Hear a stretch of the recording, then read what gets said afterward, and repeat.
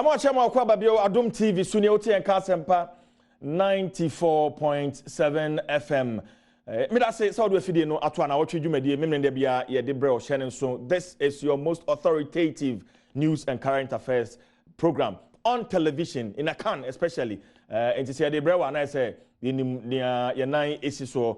Say beka ya na wotwe twam na electoral commission e the interparty advisory committee IPAC nhyiamu e de hye so. Nhyiamu no achi Jomboedu a yochotro for penny edema MPP amayokuo no ene Nana Kunadu Ajima Rawlings a ono so ye kofar by National Democratic Party omo de nsem bi atudwa enkotie na yamra.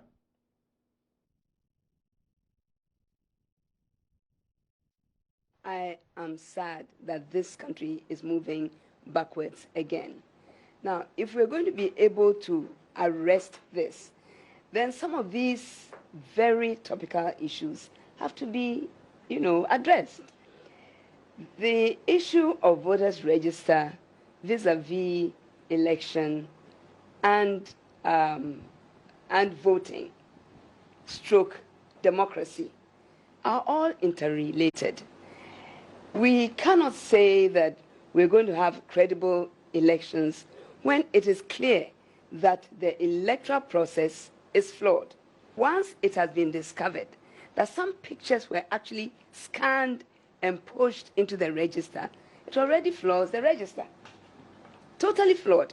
And once it is flawed, that alone, without talking about all the other issues, shows that something has to be done. It is not up to the Electoral Commissioner to decide that she will or she will not do what the people of Ghana want. She is there to do what the people of Ghana want, in consultation with the people that she's working with and the parties around, not in consultation with me, myself, and I. That's not it. So if pictures can be scanned and put onto the register, it already negates it. It's negated. So why don't you just have a new register that will be more credible, make everybody in Ghana happy? If all those recognized groups are saying the same thing, then we cannot all be wrong. We cannot all be wrong and one person is right. So it is important to revisit it. I must put it on record that contrary to the misinformation given out by the NDC about the fact that our last meeting, April 25th, we did not discuss the amendment of CI 91 that is in relation with evidence of identification to ensure to enable anybody register was wrong. The minutes of today captured what happened there, and clearly it is stated. The commission informed us there were a lot of discussions about it. People who contributed to the discussions are here and all that. So I think that it's a shame for us to have a major political party like the NDC churning out falsehood and misinformation. My point really is not to expose them further. All that I was saying was that you were invited to the meeting. You refused to stay in the meeting. You boycotted the meeting. The very thing that you are complaining about was discussed at the meeting. If you were there, you will have contributed. If you think so strongly and you have strong points to say that we should still include the old ID card, you will have been present at the meeting. Even if you were not present at the meeting, this thing has gone to the select committee, which comprises your own members of parliament. You should have known long ago.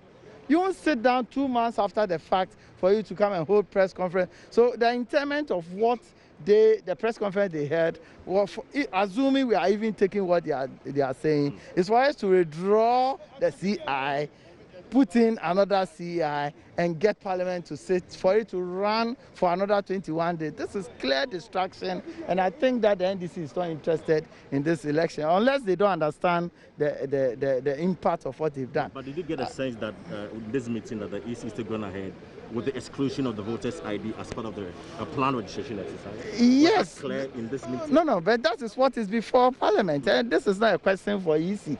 It is a question that all of us must answer. That it is before Parliament, it is running. We just have just few days for its maturity to come to fruition. And the criteria is that they are requiring passports, they are requiring Ghana card, and if you don't have any of the two, you can be guaranteed 4 by somebody who has registered, and an individual can guarantee for 10 people at a time. This is clear. I don't think that there's any debate about it at all. From this meeting, they've said that by end of June, it is likely for us to start the registration exercise. Likely? Yes, they've slated this. They've slated it by end of June. Okay. You understand? And very soon, per the law, 21 days to any national exercise, they need to inform us. So the specific date will be given to us in the course of time.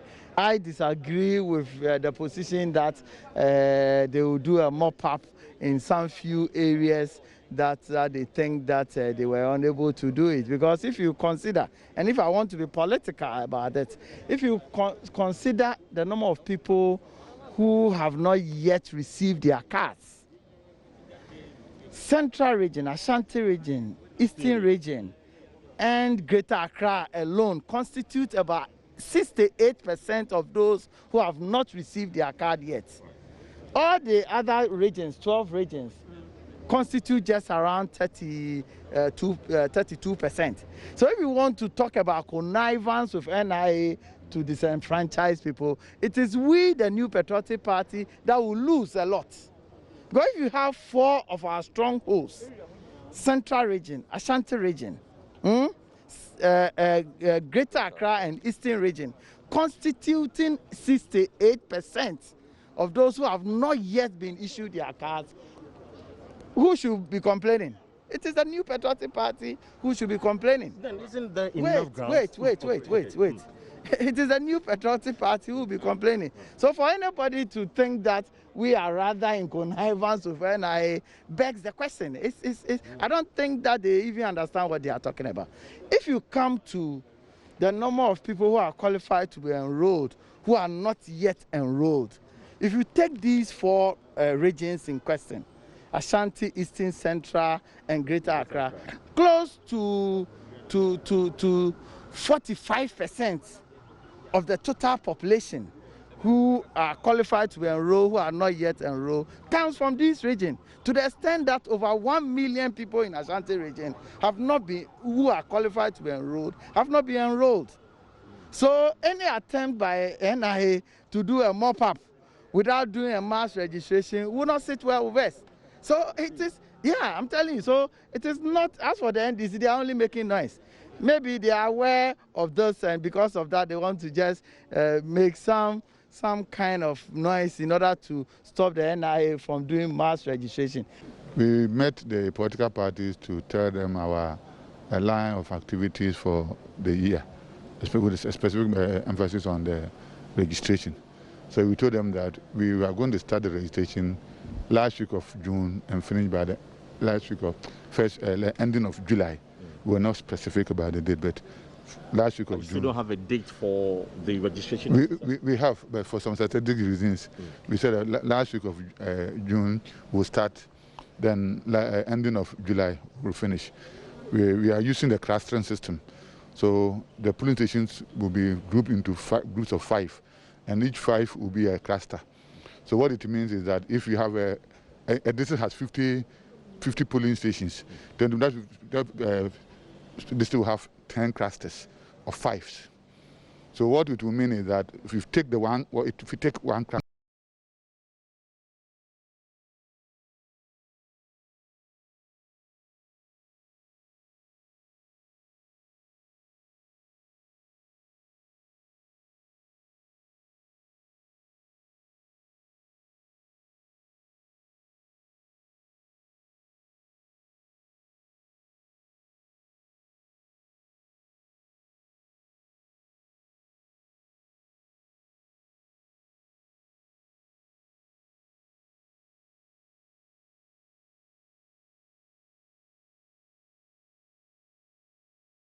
so let's give them additional 3 days as mop-up. Then they will hit the areas that they think they couldn't cover everybody. In addition to that, especially in the urban areas, where we realize that the place is crowded, we have what we call the mobile team. The mobile team will move into that place to help clear that number of people at the center. So this is what we are doing to do the registration. So technically, technically.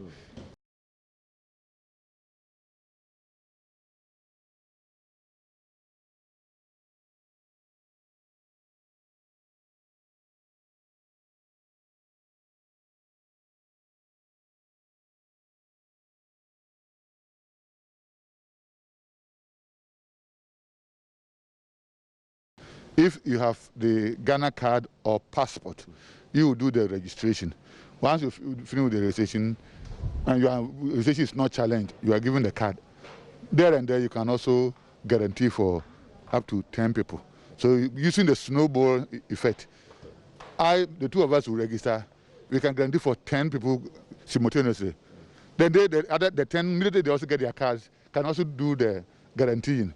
So we are hoping that using this system, if only 2 people go to the center, two people, once they register, they will guarantee for 10 people. The 10 was, I said, the snowball effect. So that 10 will do 10, they will do 10, they can cater for everybody at the center.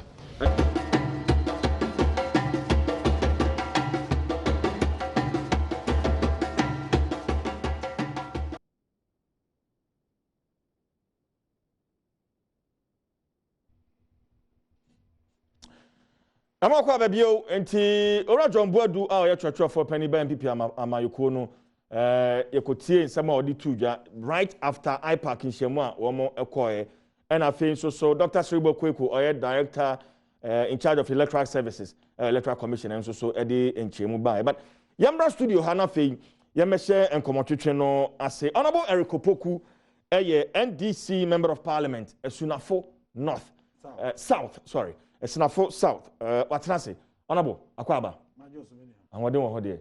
Me who nache honorable me fa na so afa ham fa na so afa adwuma na the constituency boko there ya da nyame ase ye be share free adwenkyere a free IPAC nhemu na chi ba wotie Rajon Boadu so na wotie ora Sebo Kweku wadwenkyere wo sa nsem om kan yo dedi ka meda wase za no pe wa makonya na abetsa wa fidie so I'm saying, oh, should be the meeting immediate kakra. Okay. Feel free. Na machia watie for do a etie ne nyina. Ene say, ni amu wie apa kom de betu ye ne mi. Ne nti ase wo mne san. Ene date ye san. Ene ye 6 June. Aka bosumi nu. Because December nka ho. Na Ghana atwaba yenim da ye de betwere din kura na fi say iPad meeting ye wi e be kan kire say ye kotwere din dia e da sei ene ye de kotwere electoral commission chair say last week in June near da ben we ye ka say last week ne ye kotwere din last week in June you need date reporting I will now was say electoral commission sabri the timetable was so de betwere din so betwere din ampa because the timetable kura wa bonten. Because dinkre no your processes are who bebre. Now don't forget and so say Ghana yemremu no 60 days to election. I was a candidates filing. 60 days to election. I was a presidential candidates.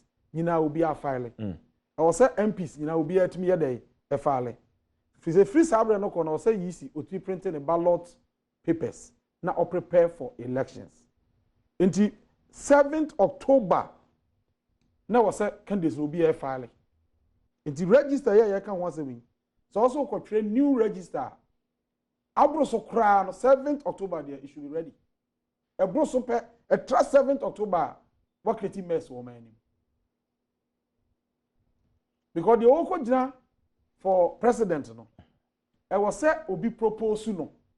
Mrs. say, you Rajon Mama, onyina president.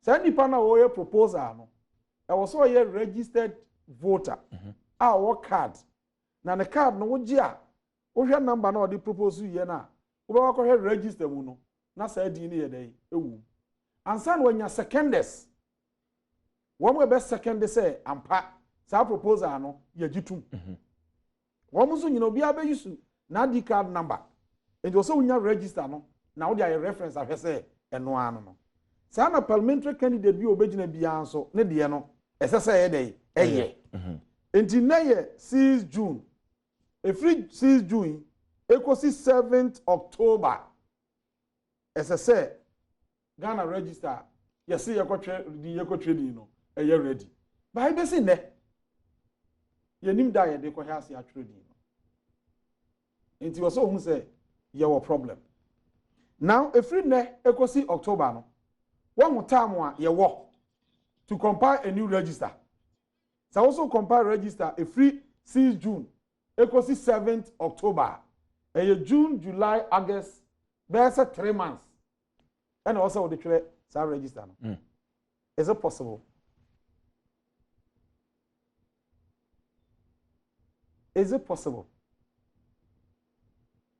because since I was say easy officers crop before mama year registration no so what to ya fa say koye registration officer ana say o koye laminator ana o koye adwuma bia o registration ni mu a o see a training sankofo na efom nyina mra hye yi si se awo se district bia no wo ma afom koye adwuma no wode wo mu di nyina bo district ho na wo ma parties ni nyina copies na within 14 days obi a wasafo no ho asem bia no waka a we ya yi ni so nko hwedi ni so de we de wa yi na nim eye party adwuma pa wo de ya wontimi nya neutral obeye bias enti we gi se we yi ni ye dey efrim eba sa na wo say electoral officers no kwatranse ni ehwe se ampa sa nkofuei e wo se omudi ikoso bi ana se eni kwase edi omudi ikoso bi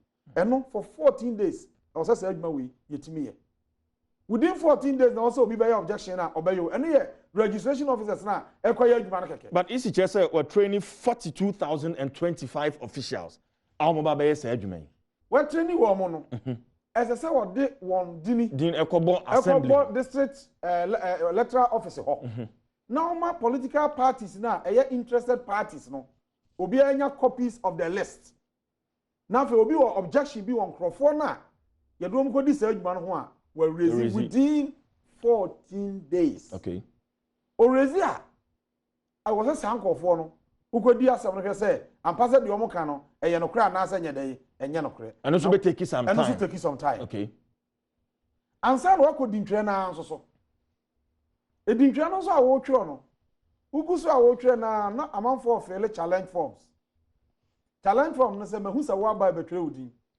misu say wo Ghana yemra mu no won qualify say odin by register so ba wo so gina say wo twe and you ma fill form say wo you don't qualify to be on a register into the sent no your trading ni wi a I was say kodi asem no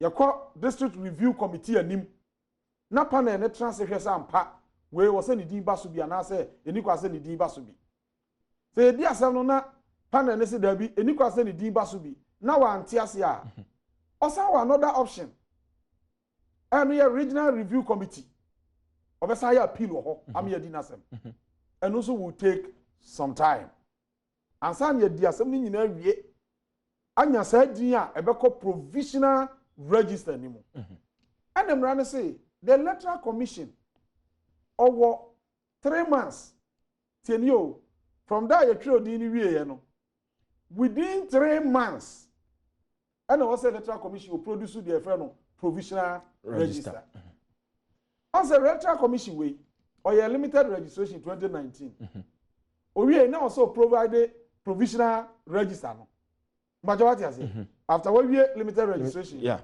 3 months no ne some electoral commission went me ani so sa 3 months na wa bi o say kakraka no commission na ntimi ani so enti register no ye pe bro 3 months ansa na register no ntimi aye dey ababa ya na parties ne ye hu dede say ye per register free yisi ho ye sa encan register ho because 3 months no when ntimi anye dey ani so obu so now we time we ya fancy see ya se ba se 3 months no what the back paper cry, not 3 months, not the could read. Because since here, also the 40 days in the bear registration. Me what? So tell you now, Dr. Strip walking. Was it 40 days? Now the Omayan is a police station piano. Omo Krasano. It's Omo Kwa. Class the BR be take 6 days. And the evidence what we see has say 6 days now we trading. 6 days no average. You say police station piano. So we take average now. The nipa actually will be 850 average. And it says 850 no. And now this 6 days. But you will tell me there. Don't forget in 2012. Now population, voter population, you see estimated so registered was around 13 million. But you used to 10 days per every polling station. And the throw it 10 days. And the throw it. And then COVID aba. Omampanyina sheye. Yenye social distancing. Social distancing na chere say. Baby a wo se nipa njeje na yente tentem. Afa enu achi no, afidie no kra obi din sabesi so no. Ji say ye pepa so, ye sanitize ansa na foforo so asan ye dey ababio. Enti process no anya fast say first na etie no. Ebe slow. Enipa kra ebe di line no so no. I was say nipa ye tete wo ntemti. I was say nipa na yisi na nhye mu. Wo ma ye adwuma ni nyina na wo ma betwe mu din no. Eni kwa so mo 25. But you tell me, and obviously, process no be slow because of COVID. 2, yes, arrangement why you say no. I know the member so pa, but me take on kakra bi no. Okay. Nipa nom de NIA card e kwatwe woni. Ene wo ma eni bi no. I was an for guarantee no. Eno be ma eno so take some time. In the 6 days no. So ka say wo dey tro nipa 850 na ye average police station ayina enye yi nipa bebre entimi twere wondi e wo say wo hu be di kai de to so mienu na o prane bibia wo say wo hwe niam nyina pepepe season ya ye de ko twere din wonu say ensu tobre June July there ensu topa wonu say ensu topa pilot yo mo ye no say wo follow pilot na omudru Greater Accra omo ye no Greater Accra de na omo ye wa Accra he ya no ensuo gemu no na o se pagya machine no e de kɔ edan mu ye de kɔ duru dem no afi machine nya adwuma na nya adwuma bio enti o se sutebre no eniwa bebre be dey e be kɔ fom enti time aye problem kese e woni ayeye mu because you see the 40 days since aye kasa kura no ye nim date a wo de sha ase because see I know a pass no. See I na pass here no. Aka adwuma kese a wo se polling stations na wo di be trade no. O publish it. Ma Ghana ni ba bia hu polling stations a wo di be trade no. Nti all polling centers a wo di be ye di twere ni nyina no. O be publish it. Gazette no. Enu be take 21 days. And this was started publication no kra from Monday a. Afen the ever kind 21 days answer. Asana polling stations no so Ghana for hunu emra makwan ya gye atumu a afi obetumi dia start atwero din no tieni yo ni tie pa I was a sad period ya nso wo mo wa recruit wo mo a wo se wo train wo mo edo mo be ya adwuma no so wo publish won na ye hwe won na obi won ho asam ka eno so ye ka ni nyina chi na akọ start process no so a ye wo kwan a obefa so a ye be ye challenge form a wo be ye ni nyina wo ye challenge ni nyina wi a why your provisional register no what me awie no provisional register na we here 3 months I was not to produce within 3 months because what trade in awie no edit na bedroom kan no wanya din nyina no adwuma sa wo ho obi train din mienu enti wo software system no eyi ni din ye dey efrim eno kwa be na be fa so se fingerprinter yes o match no o match system no be match fingerprint na sa na wo hunu o ma ye double registration ni ade ni nyina afi NIA card no kra na wo si amanfo nko register no at the polling station maybe aye registration no dia wode card ne ba no officers na woni ni mechanism bia to verify sa card no papa no wode be register no but you tell me how ba oko do police station wa not the NIA card ba bibia also say NIA card officer no ti ono oni hwe obetumi dia verify say we a genuine NIA card and I say fake okay enti di ode be ko bia ye NIA card ode be register no na ode be wi a eye yisi asodie say cross check with NIA data say card no the back numbers na wo so ni nyina no come on and also will take some time. That is why omwa yisi na hihye mu ni regulation ya wo de ya adwuma no actually say e wo say wotimi de ba within 3 months and we produce provisional me share timetable ya wa kwato bo ase akire mu akomwa ne na dodo ebi do na say ye ka ko be January no ahona asem no wo no ana me boa yes say we on say law no say within 3 months it is a easy kon was the 1 month year provisional na we are when we provisional register on san wie or san be exhibit register no na wo akotwe oni bia wakohwe odin na wo na odin na ansperi ya wa me akorete wo na say obi nsu din wo mu a eni kwa say ni din ma eba mu a at that level no so wo be fill objection form sa wo ni abam ye ni odin ni film sa objection form no sa wo ko failure enipa na obetwe ni din at that time oni hobi ento feeling we are ye exhibition ni nyina no eye district officer no na so die sa wo hwehwe de ni din obi se ye nyimfiri mu no wo hwehwe no na wo man notice that way ye pesa wo ni nipa na wa fill objection form say ye nyu din free mu no ye di asem no enti no so mo be ba me asan ye dai adi ebe di nu nyina wie ansa na afa die ye nya final register magistrate between ni sa sha as say afa die ye wo final register sa register no and ye register me ko gina ba as member of parliament the all propose me I was say ni won bi the all second me I was say ni won bi enti say yesi na regulation na ne mrem or the shame say a provisional register no me de bosome miensa e na be wi a it must tell you say adwuma na or say oye ansa na wanya provisional register no eso enti say na wo ya time ya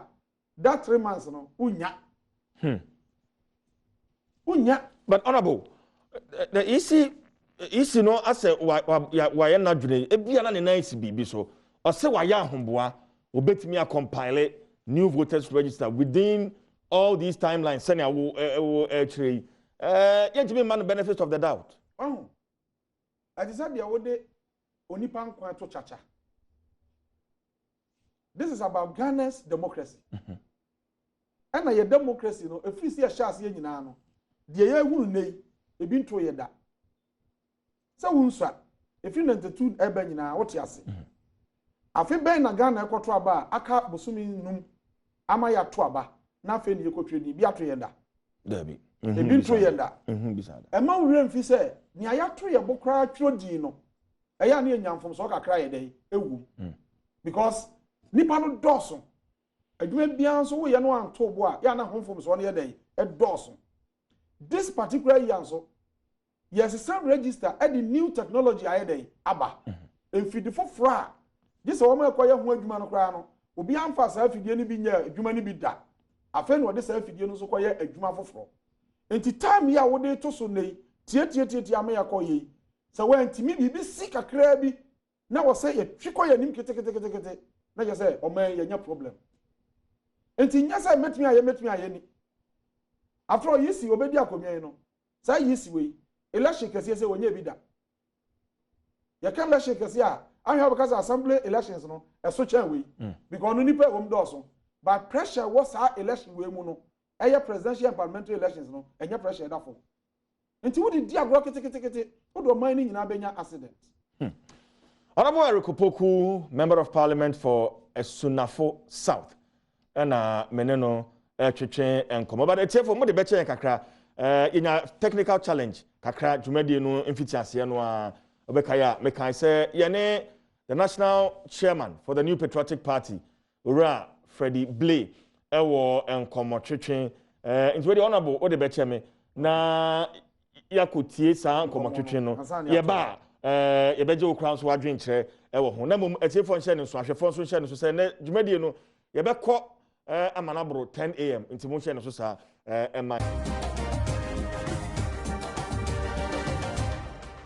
Well, enti yamo akwa babio right from the residence of the national chairman of the NPP. Yane no kwatwetwe enkomo issues ne bebre. In fact, osha yantimi fa ni nyina akra amfa mramgidi se mrepam no ye the full version of this interview. Ye de bebre ahwefo ne tiefo. But still with me in the studio, Honorable Eric Opoku. Honorable akwa babio. Majos menia. Me who say interview no cost na wo twetwe na mema ukwan na ebia niam bia wote ye just quick reactions na fe yetimi akoyanim ono yo yeri kai no chairman Freddie Bray osi yisia na wo ho NDC time no na nye yisia na omu gidie esan nipa bia na ewo mu nti eno ka ho ene ma register ewo ho kra no omu ni gidie wo mu. Now, enunti reason a enti omu gina so de yi yisi ade ana because no mu ni gidie wo mu ene ma omu de yi Charlotte Sayedi nana de eto so bio on say omu yi Charlotte Sayedi no omu de nipa foforo e na aba ho omu ye san hwe 2018 omu yi omu di na no US for omu intelligence e gada bibi no mo de share Ghana 2018 human rights report US for ye emu but so betu akọ Google no ahwe amame Ghana 2018 human rights report United States of America honorable a long document meaning page 13 page 13 the first paragraph nati asema US for kafa Electoral Commission or Ghana okay, first paragraph. Okay. Also the June ouster of the Electoral Commission chairperson and the president's subsequent stacking of the Electoral Commission with persons considered to be biased in favor of the ruling party raised questions about whether the body might be used to stifle voter registration among the opposition's base. The US for report on me and say Electoral Commission Charlotte said na yayi na di no. Aban no de nkrofo a wo mo ye bias in favor of MPP. Wo mo be ye MPP adwuma, ruling party na adwuma e na akogu yi si ho. Enya sa na ho. Ona aka brofo no ni twi ni nya no pepepe. Me too. Aha, enya no pepepe. It has raised questions. Aha, nya no raise question no. Okay. Was it subsequent stacking? Well, nya ko raise question no. Say, Electoral Commissioner yi na di no. Na ye dem krofo a wo mo ye bias in favor of MPP. Akogu Electoral Commission ho no. E raise question say anhwa sam krofo yi wo be ye new register. Na ba bia opposition for doors no. Wo mo ntwere won di. Ora ma me say kan the June ouster of the Electoral Commission chairperson and the president the June ouster June no bosome no bosome nsia no mu no Electoral Commission na ye yi na di no na fa eno to aso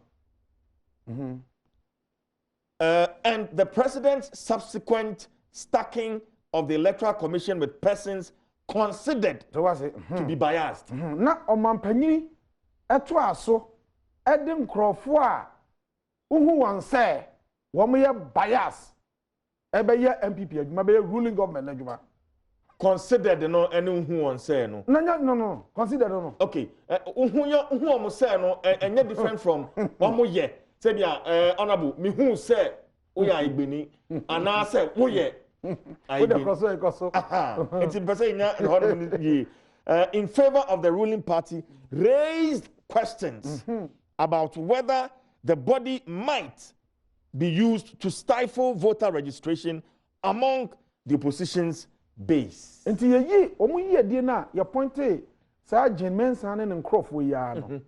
And na United States of America omu report omu ye wo Ghana efa human rights ho. Omu report wa kire yen say Electoral Commission na ye yi na die no.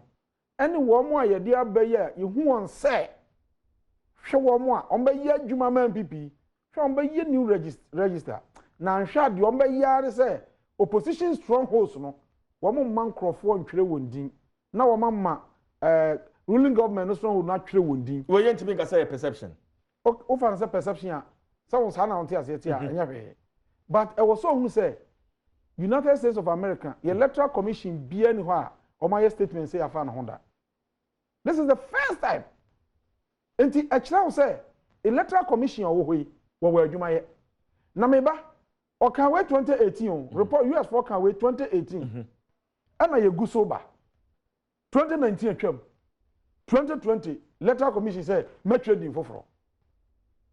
Wɔbɛtwerɛ din foforɔ a for the first time in the history of Ghana wɔsi din a mekɔtwerɛ no wo a woto abadada biara wo card ekuta no wo de bedu ho adanse sɛ ɔyɛ Ghana ni enye yi yisa card a Nana Addo Dankwa Akufo-Addo aban bedi akonnwa yi wa issue no na anu yi a yɛ NIA no ɛno na betumi di ho adanse anaasɛ passport okɔ Ghana nkrataa mu a Ghana ha nyinaa nipa a wɔn kuta passport dodoɔ nyinaa aboro so kora yɛ 2 million saa 2 million no nkwalaa wom ɛna mpanimfoɔ wom ɛna 2 million akyi no wɔn akɔyɛ NIA card no so wɔn akuta passport wo de kɔ a yɛtumi yɛ bi ma wo NIA card no so no Ghana fo akuta bi sɛ si a me no kasa yi according to NIA fo nankasa a atwere odin no ɛyɛ 6.5 million enipa electoral commission Ghana Statistical Service ɛhwɛ population ni bibia no ɛhwɛ afi 2020 ɔmo di so betumi ato aba wɔ Ghana no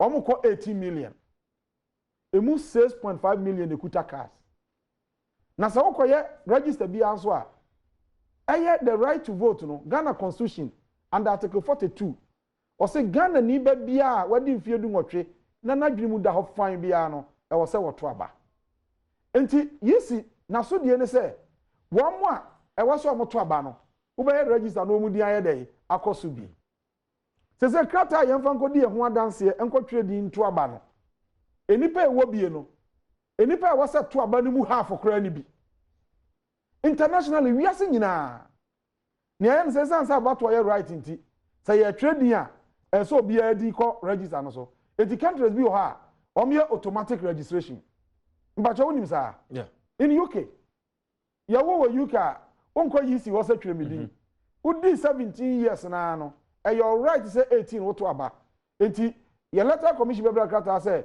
what the mfie dun so afida betumi ato aba enti wudin no hwɛ ne address bibia no a yɛmfa wudin kɔ register no so na yɛ de wudin kɔ so sɛ bɛyɛ obi a wadi sɛ mfie no bia no obetumi ato aba in Australia say wudi mfie a wɔsɛ woto aba na wankɔto aba yɛ fine $20 sɛ deɛ wankɔto aba because your right sɛ $20 wadi kai ayɛ saa bɔ ne bi pɛn a utua $50 sɛ wanya $50 na ntua o lances a wadi twika ya gi free wonsam because ɛyɛ the right to vote in there yɛmfa ni agro na don't forget say Ghana man yɛnya military regimes bebree a kɔfo fa ahodie yɛtiatia so wɔ man mu akyɛ ɛna yɛsi agyina sɛ efi 1992 kɔ die kamam cabinet de bɛyɛ adwuma kabon ka binyina so sɛ obia betun atwe ne din enti internationally de wo wiase nyina ne sɛ wo yɛ register bia sɛ bɛyɛ a wo mo a qualify sɛ beto aba obia betun atwe ne din no krata wo de bedi ho adanse atwe wo din no sɛ nipa a ɛkɔtwe din no obia ni bi kra a wo sɛ 90% de omkuta sa card ne bi na je sɛ 10% aka no ɛyɛ afoforo afɛ no ma di 18 ni ade a wo mo a wo bi dada no ebetun adi agyina mu mebanie me nananie na ono so di ayɛ dɛ akɔ register ni bi so wote ha wo yɛ krakye panyini menua wobetun akyerɛ me country baako a ne krata wodi di adanse atwa edi ɛkɔ register mu no na voter population o ma wo bi yɛ 36% pɛ wo hunu bi da ade na wasa Ghana yɛ bi but honorable me ba mi see me yin samna no ma no tamba enti nyambre ma me pa ade na wasa Ghana man we die ade bi nsi wiase da yɛ de yɛtwɛ di register na wɔn mo card a enipa dodoɔ ni nyina ni bi no ɛna yɛmfa nkɔyɛ registration no ampa wohwɛ nso a na obisa sɛ NIA no kraa no Ghana mmarahyɛ badwa yɛ mmara ɛna yɛsɛ NIA ɔmo nya data ma yɛn na ɔmo ma yɛn issue Ghana card ma Ghana citizen bia including kwala sɛ bɛyɛ ibenya data ɛwɔ Ghana fo nyinaa ho in fact yɛmfa timeline bia nso sɛ fa afi wie adwuma no You say ana if you do be obetun anya data na ma ye credible na ye betun use no subsequent years ni bia no ye pe edi na Nnawotwe no onwie ya ma ne timeline bia na ye sesa ne nioma adi koduru upper east woma to aba wo upper east no ye fa so mo ye be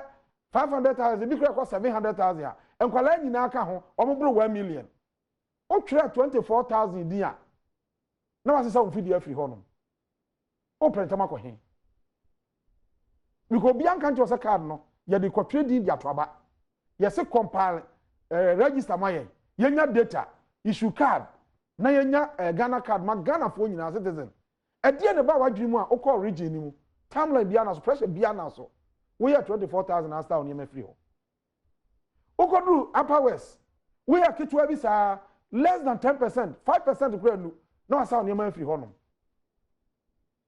No, but adwuma na ye no omo timelines da ho so omo the machines ni be dru ba bia when the man sa timeline no ye adwuma ne say ye se wo de ye data no mayen na ye nya card Ghana nyina mpacho te ni o obi abetumi be say 5 years na adwa wie kura ye nya solid data ye nim Ghana for dodo nyina eno ho adwuma na wo ye ye nka nto say wo card no ye de koto aba enimra nimu but honorable measurement here say say but correct me because me amount means some fidie no go voter region na amount di be bosumi nsia just because amount mean register obi a wo voter region nyina enwie ye but what metwase etu ko hon ma o register 5% pa no asa ne ma free ho na ko du region fofora pesa uduru Ashanti region no enipa to aba Ashanti region 2016 no nyomo mu di wo register mo ma call center ho koto ye no me 2.1 million o ko twere na anu and I call it 2.4 million.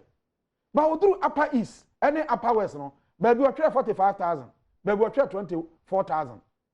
So look at the difference. I didn't think it was a bazaar. It is a NIA, only you see me komobi. Say na o card no, me you see, me you see the voter registration, and cannot diminish quite. And now we also tell we a catch penny. Say you see.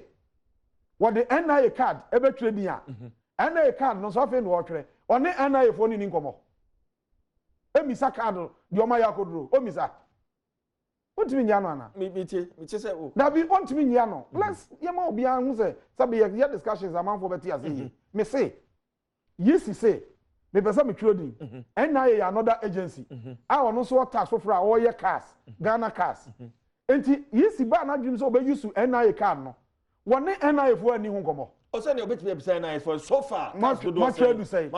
And I'm say you issue car 6.5. But of course NIA for also din chemaba.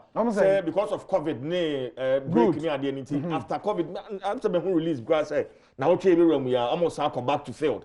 No ma koye issue. And no plan the man some your problem. Oh. Ukuro ya so mo say nipa say na o say come. And no plan your problem.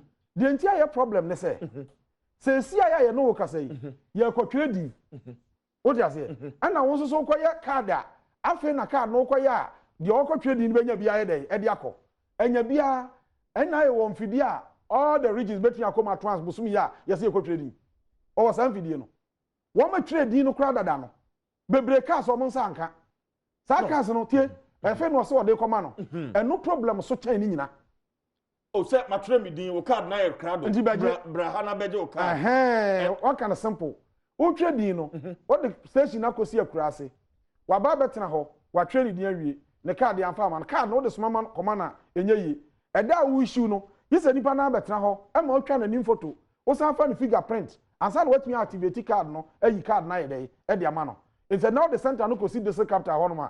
Woma we kurase no wan na etua na case kam na beje sa card no but say mentimi hu but omo nchire mu say omo the center na kosi district capital so de kwa he maybe a registration bisamu yi but minim ni awon so wa bisamu infidie a wo sesi ano regions enya bi nyina no within 2 weeks as a 1 month omo so omo ko trading no wo betua ko issue card omo ma ko trading ana so what you say ana wo de be hye mu say ewo a woni card ni bi no ubepe obi a wono wo bie no no trade di wi a na wanya voter ID card no wo de adi wo ho agina mu ansa na wo atua twere wo di bi na say be 4% of your population in there just okopa obi be di wo ho agina mu na me ye Ghana ni me nkotwere me din na me be sro se me nua me sro ko di mo ho agina mu ansa na ma twere me din and now COVID yabe any one in politics ya no man mu say wan kwa na je saba me to bi enye ya na wan kwa na me to bi enye yi anu nti sanka ye use document more than 90% of the voter population ni wo bi and aka 10% ya nkwala na edi 17 18 a eba na anu ye and wo mu betwere won di na obi di ho dance ya sanka asem bi ani ho na yesi card kra ye ka ho asem na wo mo se nya credible no when say apart from say 2012 kodwa for jan ye register na ye issue card no a ye de to ababedu 2016 no when say MBB ba ye a Charlotte yi dimensa ba ye yisi boss yi ono so card no issue bi ye ko creative regions no enkwala na di 18 years a wo so mo to aba no ye bia register no mo twere mu din sa dimensa commission ye o mo issue card ni bi man kwala no na no ye ko to assembly elections no wo mo na di 18 years and no mu di ni role no so no wo mo se mo mo kwa mo ye twere din proud to December election year in 2019 no wo mo so nya card e de ko to aba sa card ni nyina anya credible wo di be di ni ho dance say me ye Ghana ni etimidin ko register so anya credible. But me say after 2012 election petition hearing no Supreme Court she say omo de NHI and register you know yenyi on din free. Good. The big question is yetimi ayi wo mu nyina din afri mu se yetimi atusa na mo ne dia ene ne betimi aka so clearly register no eda ho no credible sa na mo ne yetimi onim Supreme Court share yi si say sa din no onyin famre Supreme Court na obi ahu se wayi din no 54,000 or the din ni nyina akoy and ye din no ko board district asafo ni nyina wo no esa mo another opportunity sabaya omo ye Ghana fo a omo din betumi aba register ni mu na ni nyina akran na nche no sa na wuti wo se sie ye twrodin na okuta voter ID card duru ho na se minie mi free ha mi din ni ntwe police station ha aha na me to aba mi free ha mi ntwe mi din na obi wo ho asema so be challenge wo ho ye wie process na sa challenge ni nyina be kwa kodi ho asem ba sa o ka se da bi me dia gise card a ye be di akonwa nko na ye credible eno nko na ye de ma wa obetun atwe odi akọ register ni mu a na mpa card no so nipa no bebre ni bia nipa no kwa se wonim wo kwa akotwe odi no ni card ni bia gise open nipa mienu frifie na ado makọ ana mebwa aha wonyanti ni meje wa woni card ni bi no woni passport woni NIA no the electoral commission ka che o say sa wo kọ na akotwe odi a nipa mienu frifie a o mu wo bie no mu nkodi hu ada sa na odi akọ register ni tu kọ nipa na sa men kọ me kọ emadwuma o be ndey wo de no kọ akodi la no so wo di la no so wo mienu na e kọ guarantee no jiso mu so gina ho na duru ho amotia guarantee ama okay sa me ba sa time no wan betu aye sa won ade no wadwuma na na o ka bibi say register no kwala di wo register so me ba wa ma na ka so me ma beto so me no mienu kwa ne wa ha nka ma mbra na msema flu me ma beto so ubo ECT me saka Dr. Srebo Kweku e wa homa no so oye director in charge of electoral services at the electoral commission ma me ne ntwetwe nkomo doc se wo teme ka me mo akwa ba ya me jozo sa ho de wo ho de obo de ada o me ho mba jam jidita so ho ya egusun kakra doc mawie piloting of the voter register across Ghana hanyina report among by piloting nachi chese mutimi register 1990 boyemu na honkeka ne tisan doc me ni ameda ase the thing is pilot is how ye mock was school no ye enya new kitchen system say certificate system you think I two end-to-end tests for head office. Since the name conference and choir SMT, and try for all the 16 regional capitals and so. And to any choir, and to get a choir now first day, no, there was some few challenges in the uncle yet set up and the second day in the choir power the searching of Western region. Well, with you have challenges across a buy and Western region, no, not issue near the say at a point cable be no mu use na power cable no enye adwuma and there was no backup me ba cho ehye ne net saying mo sheda na man fa backup anko announce a pilot nti ma make arrangement for any backup doc yo me da say the thing is near pilot nti all the backup got to from kitwa bi ba abati sam ndi eza obi an issue a machine no who how the machine will work and the first and the who is the time you transport to If you didn't call, I know, legends and no. I'm saying, I can't move so soon. I didn't know. One at first, I'm now money. I should take a crack. If you first no car, no, I watch it for somebody, not to be say, first, no, Ushana, number was around 700 and something. By second day, now the Biako and we working for my 1,200 and something. The thing is, if you didn't know, they are testing no. In our year, for the mono system here, for the mono. And the Western General, they are there. Although we are, we charge overnight. If you charge in now, I'm saying, your home house up into, you are called up to come machine at the head office. Maintain, you could see, but it's other 15 there. On the second day, no more, you remember, two of them got over 102, 105. But Doc, Adom and a Ghana card here, employee year registration, and no acquired document, one of the documenta, SSA, which and son waiting me and then again, season I will mean in October rainy season, guarantee bang and you bet me about being a processing I bet me smoothly, especially looking at the season I will rainy season. Doc. Because the first question in there, my picture was a non-tine work to do. And the only young fan saying that. Now, in October, I can answer the election one day, but the session here says this. It is an answer to the Hobby Chan Toronto. If we are, says this in actually, we are, there were 3 days, but not I was there. Baby, a BBC in the 1 to 1 to you know, the Boko Aqua mop up into Nina, they are planning for them. But so, I know Cressa during the recent piloting exercise here, mu use some of the old components of BVD machines. Mu use be, I know correct. If I talk, if I go back to a number of reading centers, one. Me and my, you could, if you get me for Cranwell Airport, Memon Diana, and then out to prepare a pet. A buyer now, your technicians know. Every programmer, as your box my no cry. A question that me am dispatching to the regions into northern searching for no. I'm going to do my and because there's a mom from to confirm die. I let him a journal pan from the courier. And if you didn't have the core system, about part be one other in a for friend in Sri Lanka, they are still at the regional offices to be open with my coffee. Look, maybe so, many opportunity no wedding come obey me, Numi and said Bissau, as some baby sawi. But Ninano went to me and Mammy Moye, say I can say, BVD machines do was saying, and electoral commission, Monsaka. BVD is the election, the time on Swing. Was it BVD near the election in time on Swing? And now the status to identify there. I want to say, no election time, my contact and come once because it's been handled at the election December. They all can be BVR. Okay, BVR. BVR and the registration. Okay, BVR's now the bear registration. Do what say na Monsaka, Doc. It was say about they're saying here attacker. That can do about. Do what bear say na Monsaka. They're saying here attacker. That can do. Dr. Sewa Kweku. BVRs do what saying na Monsaka as we speak. Now, sir, they are coming in their batches. Arrangement, no, they are taking an attacker. They are can only have registration.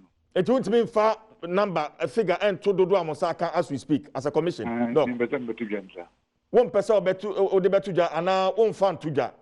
Time why I go trade my shoes. No, they go say about the Baba. Yeah, man, so, yeah, but so, why they see it. Just say what you for now, the region be our back one, but they are part of it as well. But Doc, machines do about there. Who the tuja?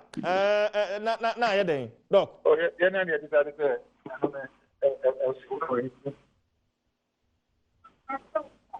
But Dr. Sobokoku, Munjin this is Sanya Maniama when you na say Gidia, Binomo Wawa, Juma Moya no, I say him kakra, Doc. Because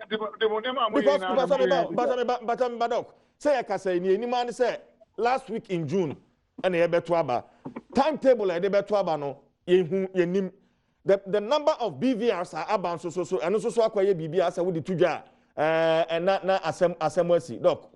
And then yeah, we do you my sister a busy that the other day. And so I'll be a couple of who is that and doing the train. Maybe I'm talking at the right time. Tell me present information there to get about to. I mean, that's the difference here, Dr. Kweku. So, Dr. Sribo Kweku, Director in charge of Electoral Services at the Electoral Commission. And I'm an actually and Komono. Honorable. That's it. You decide what you send Bisa. Masam de Uni Masam, but my band is some way so. Maybe I'm not doing Besame build it on. Okay, that's now. That's how my blade. Now, or can be say, and quality will register also. Register be a Otrodino. Now, who say Obidi was so any question in Baswa. And no can who be in your exhibition. Do exhibiting register now. Well, but Koba Musa Kolabi Diabasono. Oba failing your friend objection form. Now, what they are called, may a year Kolani Dia day, every so. After was say, foreigners, Edin, and so our your register also. Many am pesa hawutie ni ye pa. Oba kaya, Brian MPP opposition no. Dr. Baumia your presentation bi. And odi anim bi beto ha wasi we nanim we. E wo Togo voter register so. Anim we e wo Ghana register so. So oba kai. Eti Ghana fo bebre dwen say Togo ni anim wo ha de a. E wo Togo de so e de ne samba Ghana de so. Ghana mra e makwan saa. Article 8 of the 1992 Constitution. Na 1992 no the shemine say Ghana ni ba bia we are citizen of Ghana.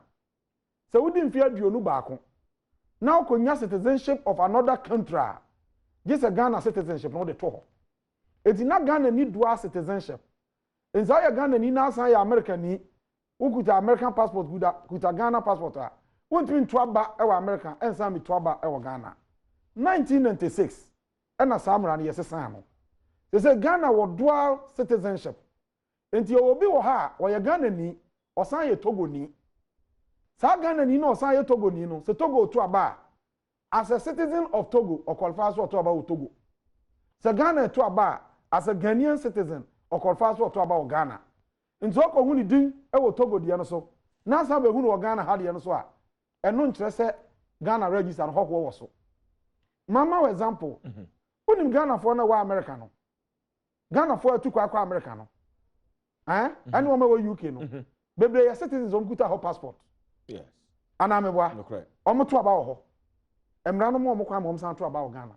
Because of dual citizenship now, Article 8 of the 1992 Constitution no, emma kwan no.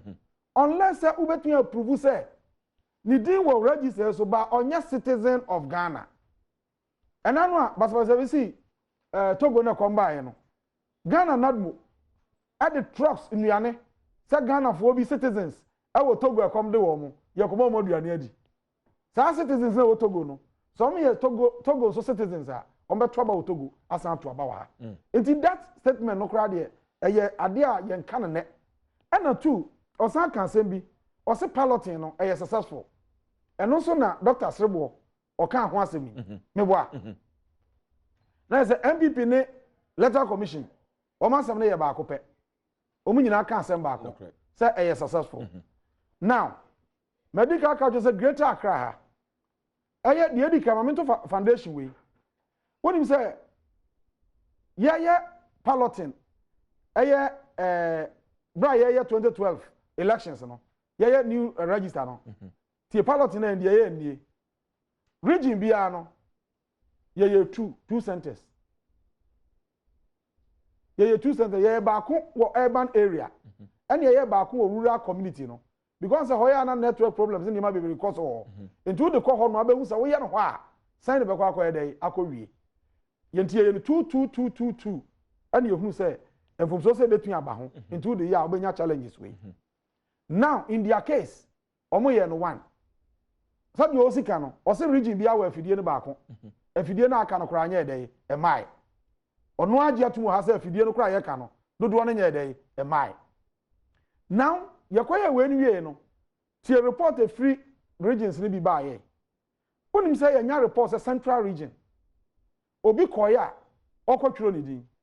Now gray hair media be dwen e wo ni tiri so facial recognition machine no and me an capture no nipa be se num because of this gray enti yes reporter yenya free from central region no onim say Greater Accra nipa bi wo home koya wo mo sent me an come card be si ne machine na mpian print card na ma wo demo card no yes wo mo anya including a member of parliament from the region when you have a card.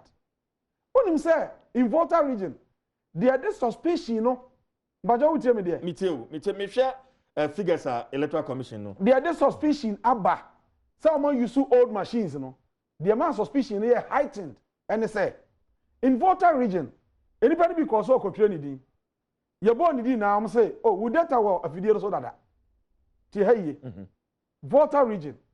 Your reporter you wo and they say nipa ni bi ekotwere wodi no omokodu ho no ye born dey say wo data wo machine so dada na machine foforo de then will be data course so dada na call Dr. Seba kwa kuzo aka say woman use old machine and I'm say the entia ama adwene say we use old machine say me ma ba bi ABC ye Volta region report to ayen saka and they say enipa ni because o kotwere ni din oduru ha wo kotwere ni din no oduru ho pe machine no say wo data wo so dada enti de odwe say wo de wa yina wa ha dada ana ye bisa say e machine foforo when na de obi data no ekogu sa de no so but say yes itimi kire say obi a machine na ba ye no na so ntimi de dada ni bi aka ho a asem bi ani ho sa wo te say chairman break asa no o ka say bi ho ye be da se no na ya no kama na ya ye betu yusu aka wa ni nyina ye obi any problems and now just say but let us be honest and sincere to the good people of Ghana say because it's a quite different positions e wo share near Dr. Sebo Kweku kan sisi ane near Chairman Blake Kanoa so what you say that say according to his need omu use machine na mono kra fianza na ate ano say see machines no that na what district ni nyina yisi afre ni nyina me ye de aba Accra ebi ana obeye bi yie ebi ana obesie say de Chairman Blake kan ye pepa ho na de betua use no ya use eno how be any ho but ye pen say let's be honest to the good people of Ghana say your machine no enya meduru yi ye nya kakra bi ade ode ba no ode be kire ye say machine say nete eno ne de ye pilot no honestly say yisi wo mfidie no dodo a enka pilot obeba mu kakra say be ye obehunu ni sunsanso no more but just what must say because we ne ye no machine mako any day you say your address challenges machine nan kasa na de be no kra nyina mai because aba obviously over free party for ni nyina now the machine no kra ye dey e de a kire wo mu enti ye de a ye kan say one the right to vote enya yisi and our power say or confer that right on any citizen of Ghana constitution na e ma yisi power no eno na ma Ghanaian power say oto aba enti yes intimi determine nia wono paso otwe ni din ene nia woni kwa so otwe ni din constitution define who a citizen of Ghana is why na a citizen of Ghana constitution no ka enti ko Togo for otwe din no even Nigeria for otwe din no esubokrata akra otimi di kodi ho dance here because ya chiche ye no polling station ye polling station no mantama eti obi ani hu ye culture ye kwa yiye ye ya yefro together ye ninim ye ho enti woni e ba party agents no kura ejina ho no obi anim nipa wo ye dey oba no obi bra kofi na ebe yi ma me yi ba no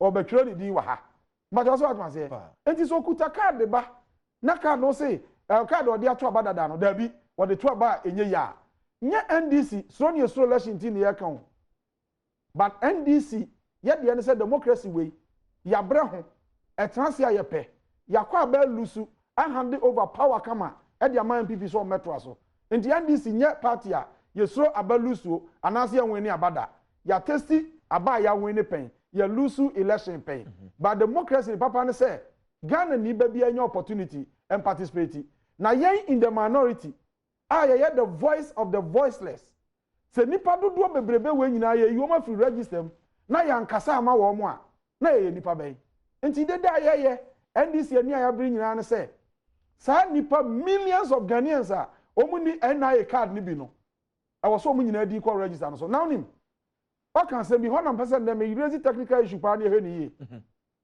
waso tro di bia wo card na electoral commission be issue amount dana no ubetimi di dance am obi di atwe ni din me boa sa card na valid. Is it a valid card? I didn't know valid. Me no me no badwene ho enya me ma dwene nko kama me ka me yemi enu anyo no enche na tiefo entie ni na me bisa ni ntia wo adwene mu no excellent ya twedi da no a ya ma card no sa register no ye nwie why ya challenge o de ya mfa card ma but you see bakwa ko compile after registration no obeye de friend provisional register. What is provisional register say? Register ye nwie ye ansa no de aba be exhibition obi akwohwe ni din na de ni kwa se ni din kom no a ni din akom so wa fill objection form am ye de yi ni din afirim enti sa wo ye ma card no na ade di adanse ama nipa 10 ena om so nya card ade di adanse ama nipa 10 ena om so nya card ena om so de di 10 ena om nya card na wo ye ko fill objection form tiawo na ye ko di asem na ye udi ni free mu a na se o ma me voucher ma o mu nyina no mo ho abasem ananye sa na community enti na Togo o tire udi da no a ye mfa card no ma because that card is invalid. Just a 1 month to election ansa na wanya card no ana say da na ye koto aba do police station a tire udi no na card no ho no agye wade e de akoto aba because e da na tire udi no de card no ma na wo de ye hwe nyeye me no ka say tie ni ye pa o na ye card no wo betim de bie bank account amaye Debbie, Adentia. Ye nti any system I bet me reference to so what you say to check the veracity or otherwise of the card. Until the sign don't mean you card no. Until Aden na yisi dia so dey trading. Aden na yisi say card no dey trading. Number 2, card na yisi be issue no dana de amount no. E dana de amount no sa da no ade achi a wo de card no ko Ghana ba bia say wo ba onana asande usika wo de kwaji a wo de gi anyeye eda na issue card ma wa ade achi a ana na wotwe ne busum se nya nwie register na wo de ye transaction bia e invalid ada na yetumi ka se e valid card a wo betumi de di dance ye ama obi atwe enti ono bada na sa card na be valid e be valid e bra ya wie election register ni nyina na register no aye valid register magistrate e de ne sa ye dey ahyase na just say register afedie okwa system no so a ubekunu sa register no na wa reference to and sign a register no etumi aye valid card na ye valid enti na ye catch us say minua enti na ye catch us say 90% and over of the voter population no our dansidi a ana say primary document o mo obi a o metumi dia register straight na akoka 10% pa eno no so obi kura koye bi nam from so ba won kakra bi ona about me ba sa technical aspect here wo de ye wura sisi e mo de akokota na obi amfa kokot sati ana ye ka to say yisi onwa adwuma bi akom fofora o pepere ho a wo be break it down hwe sesi aba bi yisi gina sesi anonim ohia consensus change institution bia won ma de kro dia ho wo ye journalist wo nya politician me ye politician me ye adwuma wo fam ho me nim se ne abato ne hunzu anso de me say electoral commission ohia consensus a change institution bia wo Ghana today say ye obi a wonim adwuma no se de sitie bia nkantantem ya party for me se mo me hwe ye ne se ya ne be yi because mo nyina agree a ade no koye be dey e be uni why baby a wo just say o so koye register no saving when ya nipa no kura twe wo mo nyina adi anwire no time wa wode kwa adwuma no obenya problem time no obenya problem because adwuma ni bi wo ho a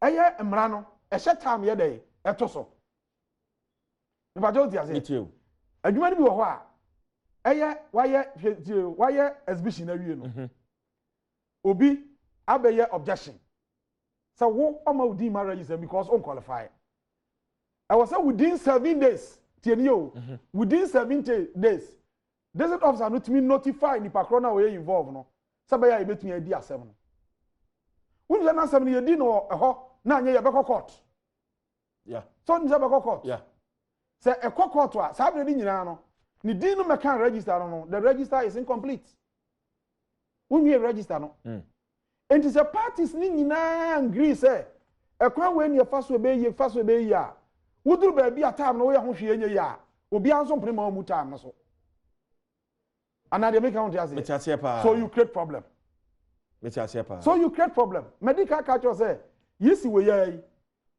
limited registration crowd or exhibiting register no or produce provisional register ama ya exhibition no law no say was taking 3 months no 3 months next summer no even with limited registration not 3 months someone went me any so and they ubetumi exhibiting ubetumi register Ghanaians close to 18 million now I register no no say bosme ba kwa na otwe miensa me de manya provisional one no ba me exhibit ana so se basa na time no we hu de onya party fo ni nyina maboa wadwen mu a obede na yeyi don't forget say electoral commission ni asesan ba party ni de e wo ho da institutional memory wo mu nyansa ni adwen a mo de ayen democracy na bedru ne no it's still there eti wo no mo dwendwene no de ma wadwen mu en cross o mind ba bia no na mo raise issues no na wo hu ni nyina enti wo ma ye argument say you see there where you independent obi ansha no so no independence na say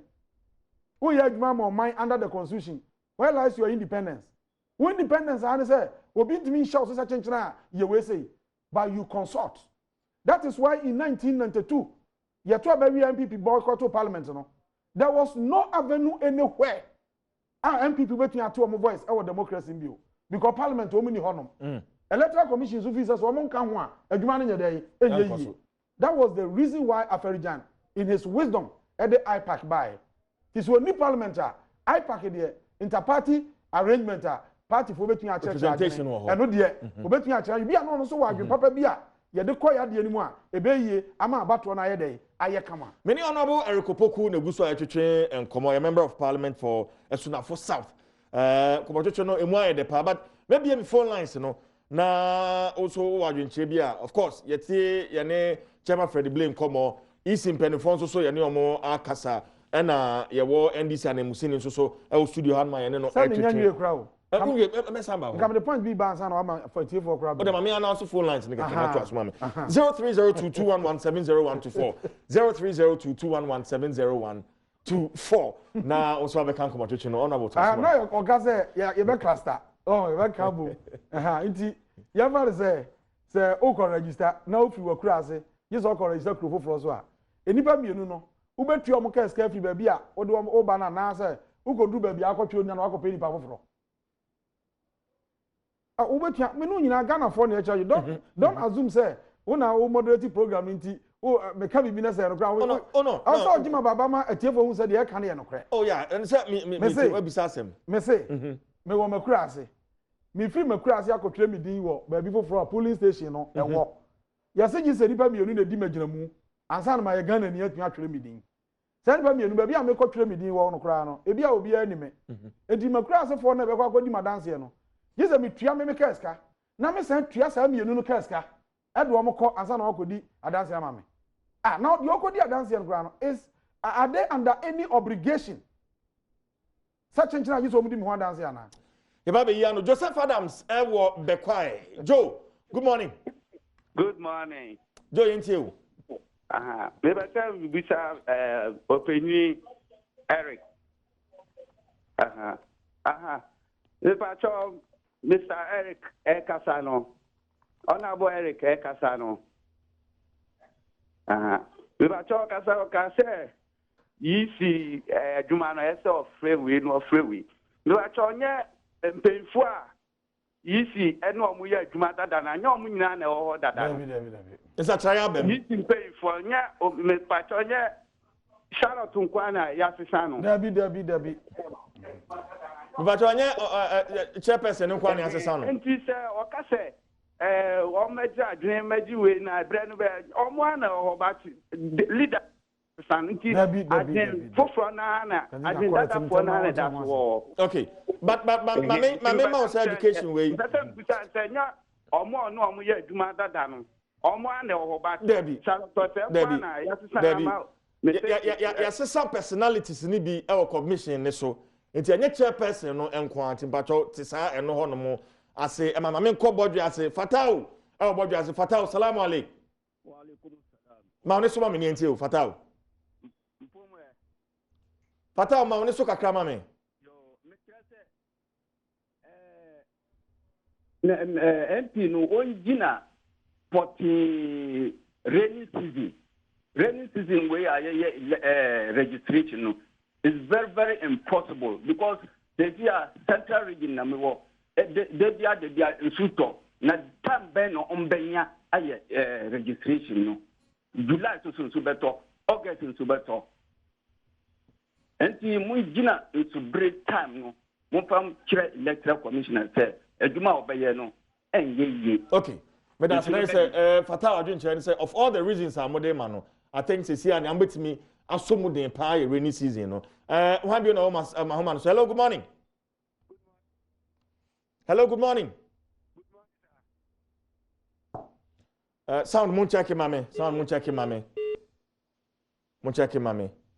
030221170124 hello good morning But wani original sound kwani we ka say asanko yentio yo madam ase am say e ba ni chire mu say ya obia ti no ma bia say ba me frɛ honorable say amanyosem no obi o wa say bi wanko school into antino ma bia say nti say wo betena kasafidie so a TV station na lesre na yempa propaganda ni tonta ni magana fu amobi wa say bia me a woni mi ka say nti bibi e won krata afi na say wo be ka say ni na say utum futurogu amanfo ni a emboa on say yisi adwuma na oba be ye no yisi no NDC for kamera bibia ma enyum na no na ye o ma pen so nti say ne na say on say yakoko na ensem bi si wa na I say chancen no to me assignment in a city I ever no intimate NDC for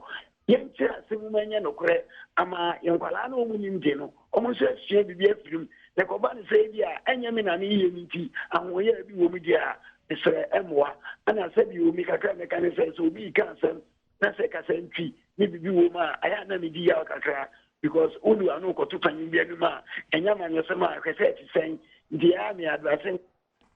Okay, but I say, I sent me for a friend for be honorable. I'm saying, yeah, me less than 2 minutes. Okay, told me about now. I'm finding way. In spite of some of my raising in ano, say easy, but say what China was shedding train was here. Wo honorable Eric Opoku, Mashebi Jenny, what could you do? What be that as empire? Say easy castle was shed in Francia. Only me just yet now. And in Yadia, what are possible? You know, free. Because so Supreme Court rule we and was so shas ya. Until me say me the premise be by no. Say the beer to turn up him. Emma easy air shedding train no asia. Wo be kwa akotwere will you take part? A crime beer was me first to aba. Sabaya 2020 Ghana Benya mampanyin nyam na shebadwa no. Also me first metro me but with him na chairman break as no ka se binum drama where war ayi songs na say binum so mbeko look entokwa na nye papa obi aka so beko ntokwa enya de papa but me read Thomas Jefferson or try adie bi fi say a very informative or say when injustice becomes law resistance becomes duty. And no case out saying. So out brofo. Obi court na making. No, but me na now watch match as ya. Mami. When injustice becomes law, resistance becomes duty. But what you mind? Say young fan says here here. So be na you say Ghana constitution o man nya adwuma. Me no me ya so dey say pamnoma constitution ya adwuma. Ana na do dan kwanya kwadi ni president because constitution e dey to ababa. E kwa be na mo be fa so a resist. Ghana constitution wo so nya emra kwa bebre wo ho.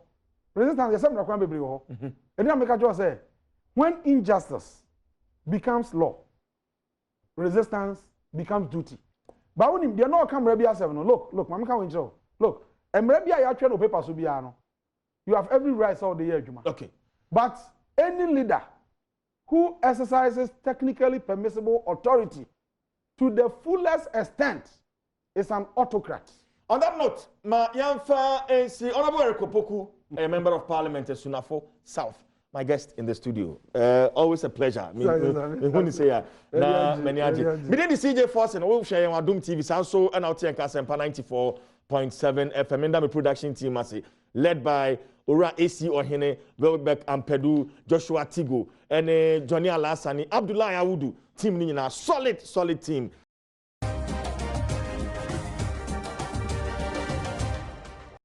Yane MPP chairman Ora Freddie what's meu blay atwetwe enkomo yenko ne kote san komo twetwe ne ba ya to aso na wotwe isu ni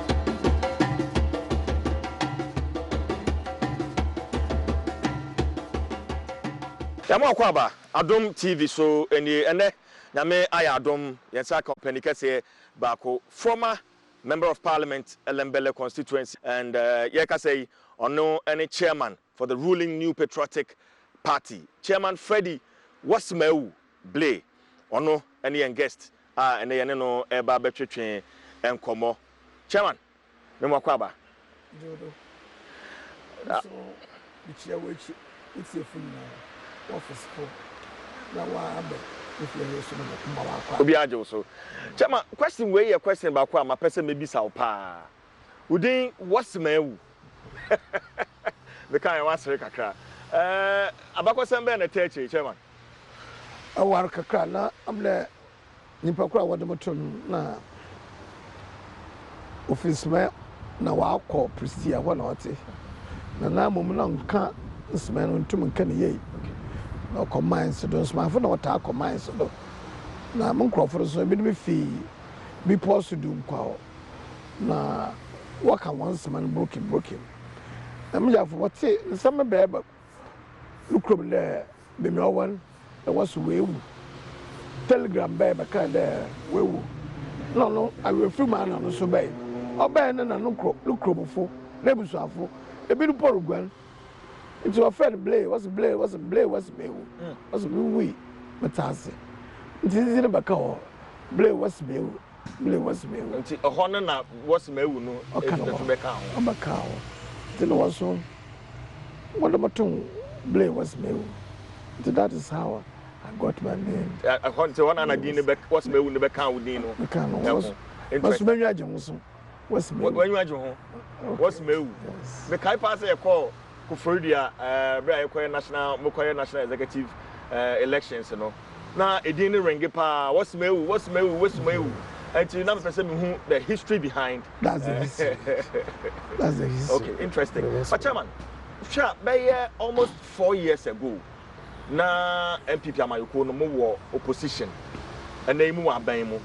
Around that time, under 4 years. Yes, about 3.5 years. Almost 4 years ago. That's right. Yeah. Na money electoral commission in term.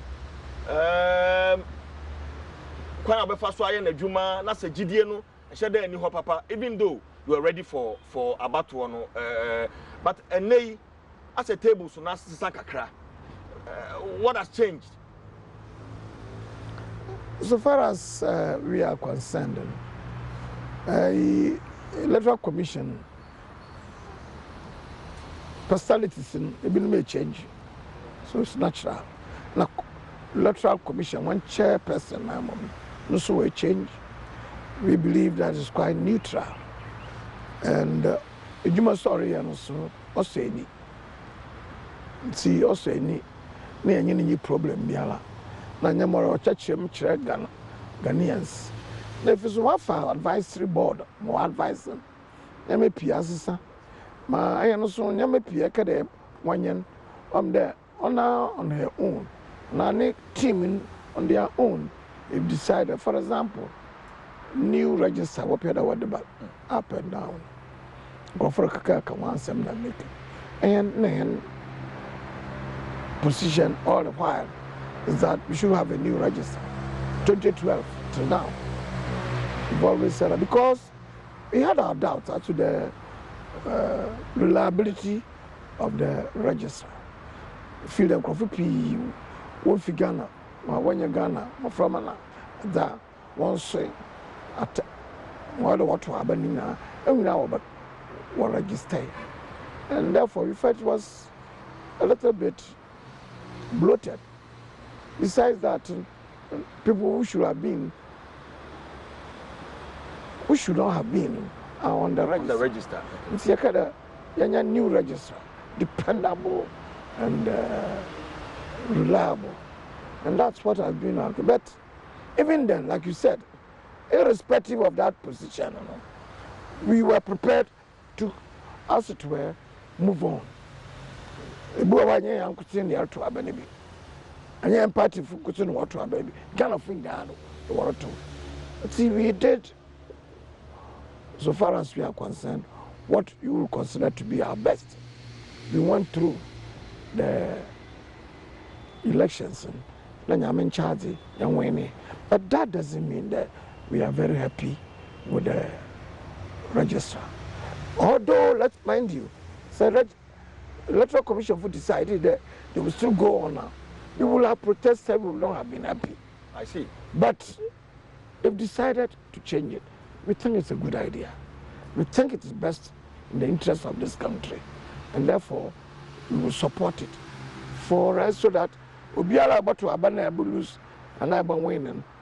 Genuinely, we will accept it. And that's what is our position. Okay, but Chairman, on your perception of the Electoral Commission moving into 2016 election, you see, I work as a personalities be our commission is what assessor. And to see amount to you, no Electoral Commission, Jumano, no, a shiny. To some extent, yes. To some extent. Yes. Is it not to say because we buy na chairperson, no, Abayimwa necessary, plus a few other personalities on the commission, and into Nasisiano, or perception on the work of the Electoral Commission. I don't want to go. I don't want to go into that much. As I've told you, no, it's not a question of even perception. We were believing that the register as it wasn't too reliable. Although we struggled, and if it was a new register which we were demanding, and now the commission itself on its own have decided to come out with the register, we agree with it. The personality notwithstanding, maybe it is because of the new personalities involved. Let's see, also we decided that they will go on with the new register, or the circumstances are such that the register and the machines to be used and many other factors, have changed, and therefore they want to go ahead with it. We agree with them. I think what Atsufufu, no about we like it that way. It's okay. I see. Now into the Electoral Commission near about 177. Electoral Commission, the piloting. Where we about to follow it. Well, we followed it in media. Okay. It's a very good thing. They are preparing, also piloting, and they did it in all the regions. And it appears there, according to Jojo. Maybe, in fact, what is interesting about it, voter region, Sebi, on your MPP stronghold. I want to put the witty first. I want to also the properly. I want to one crop within the time allowed. Now, what register more? Piloting, it's succeeding even in that place. I believe it should succeed more or less in all the regions.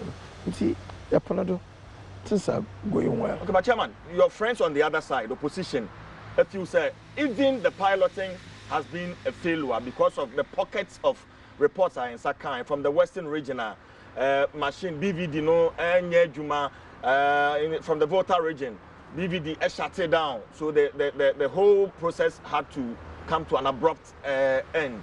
And to normal food say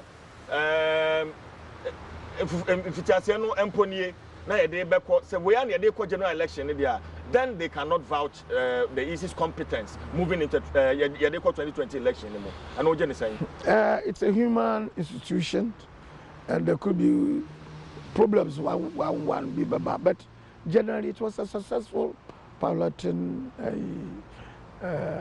schema which has it succeeded. Irrespective of the few places, maybe they have to improve upon it. You can't have it 100%. A few things will go wrong, but on the whole, it was a successful So we accept it. But Chairman, as a leader, so we are leader of the ruling party, no? Yes. Say bibi wo ho who ya anko ye e wo pilot no ho a. They have to change it. I have to change it. If some machines seem to be breaking down, for machines, you can't guarantee breaking down. It's not because the machine is sold, no be breaking down. It's not because there is a defect originally with the backup of the machine. Maybe one or two things, the way they fix it, power and all other things may be there in a bit. And yet 1 or 2, 3 machines they will use. Going to use machines all over the country with a backup and so forth. This is only a lesson we are going through. It's not because it's a new thing. That's why it failed. In fact, the old thing may even fail. I would even have said that if it was so old that the Electoral Commission now when we there, the old one, you know, how to dust it, how to bring it up again.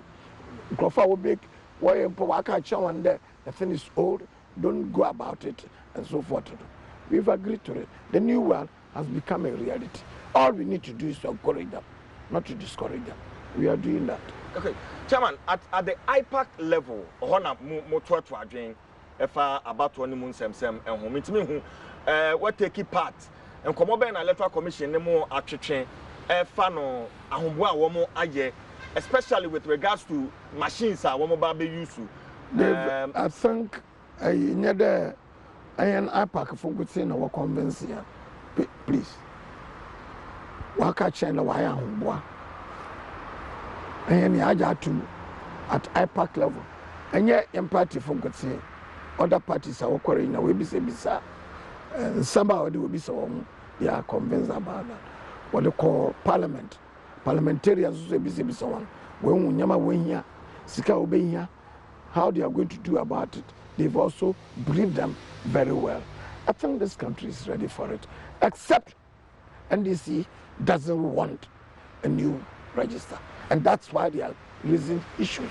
Raising issues not only with the machines, raising issues not only with the personalities at the Electoral Commission or HF person, raising issues now with even COVID-19, raising issues at this web.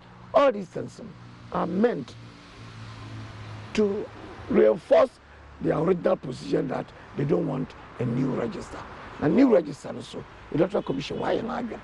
And so I come and say, and one media football, and I know baby saying, and I mean, the way you are putting me on the spot over this issue, but as if I am a PR for the Electoral Commission. And when I Electoral Commission will decide, if you drag them here, they will talk to you. But what is clear is that a decision will be taken. And we think it's a good, we don't want to disturb it. We agree that a new register must be compiled. We are looking forward.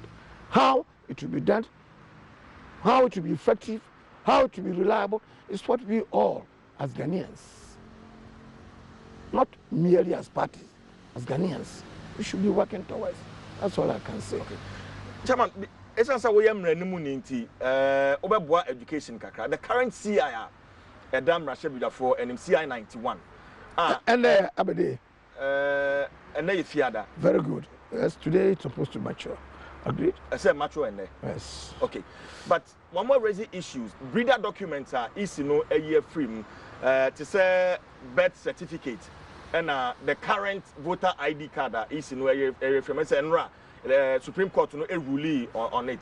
But from your own understanding, so you are sir 2 documents, birth certificate and the current voter ID card no free from who baby out who is saying. See, if them going back again, already now catch them there. The matter is before court. Yeah. The Supreme Court. Sir, the court has ruled over it. No, the court hasn't ruled over it. The court says the Electoral Commission. That's all. And please don't let me prejudge what the court will do. Maybe my opinion will not matter. The court will be the final arbiter on this matter. Allow the court to do its work. Don't ask me to pass a judgment before the court comes out with a decision. Okay, but I wish you could spare me that question. For the lay person, maybe our own names Nyambrano SC. Supreme Court, their decision will be explained to the people of this country. Don't let me, before your viewers, okay, there, that before Supreme Court, I'm in America there, see, let's move on. If there is any other question. Okay.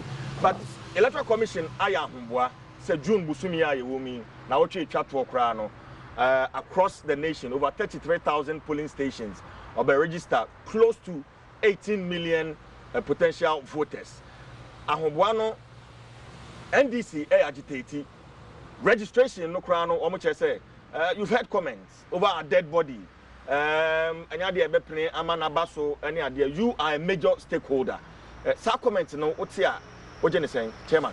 The issue is not that me as an individual, me a major stakeholder. All Ghanaians should be stakeholders. But it concerns all eligible Ghanaian voters. When I have 18, we're Ghanaians. Now they have sound mind. And when you're criminals, they must vote to choose who should rule this country. They, when now vote, they are chere. Obi a sabi obo mani. Manya kuma atuan. But bibi ala ko jojo amani. And then now I said they will vote. Na body ni na wo electoral commission from one seven. And are you ready? Once, if he tells us they are ready and they want people to come and vote, I will urge all Ghanaians. I will be able to appear there to Aba, a Chawagan, who should be in this country. Yakrado, Tamarasan, Nakoto. Now be able to work at Bob Ghana for a poor, what can there over our dead body, and now Obama Civil War Aba, and now there will be chaos and someone who. When you about some of this country, this is a peaceful country. But on Biala, from 79, 81, we've gone through serious crisis before we arrive at this democracy. Since 92, things have been going on. We won't say it is perfect. There's some progress happened for 30 years of democracy, one way or the other. You could do. Now we be there about so there. Before one we pray, there will be bloodshed, there will be this. And you're not going to walk away voting you. Radio station be one name. No work. The judge obey a BBI entertain any matter concerning even some issues are happen of a dead body or dead people are what settled Ghana for? Judge will book judge. Mujabagu, maybe I work a kind. Of course, what you want a woman? Aban be German because I want on what's about. The same people are here, round, talking the same way. They've not regretted, they've not apologized. They haven't had a change of heart, and still they are going ahead. Sebi. And you don't question why you're paying for. Now, so Ghana. A peace, Passomjay, Pede, Ibin Kwan, no Biala, ni Biala, Pede, and a Kama, Nesabacano. Why? Chairman, so can say, and your Monquano yet, Mema, yes, MPP, so Mema, and then MPP, Ghana for your member. Okay. Ghana, oh, yeah, your friend and Kura, Sebi. So was sorry there, the Belly Aroka, Obako, no one Pimoja, Obakewu. On paper, Masabasla yo. On pay, hey, Cockrubil name and away them. I want to away them. Tabonosa, bone away when I giant. The impendum. And Bap Nelquacoto. And put the habit instances, sir, Aquacoto Aba. We're not happy with it. We want to court. Cop Supreme Koyanko Basbas. President Nana Dudakwa Kufado. Kade, Kachane, on our town nature. They am party free now there.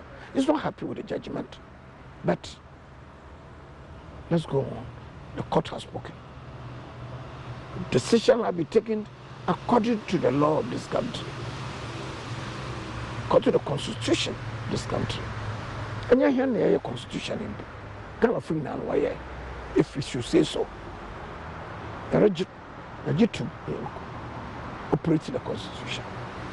Now, electoral commission here, the tribunal will say that the 1 year won't make the decision. Oh, be allowed to now court. Why am I doing this? Since I can say, as someone on court. As someone on court, the broken on the one with one pin. Obama Basabasa about this country.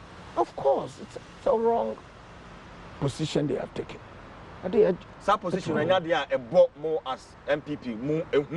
Oh, and yeah, MPP gets it. Okay.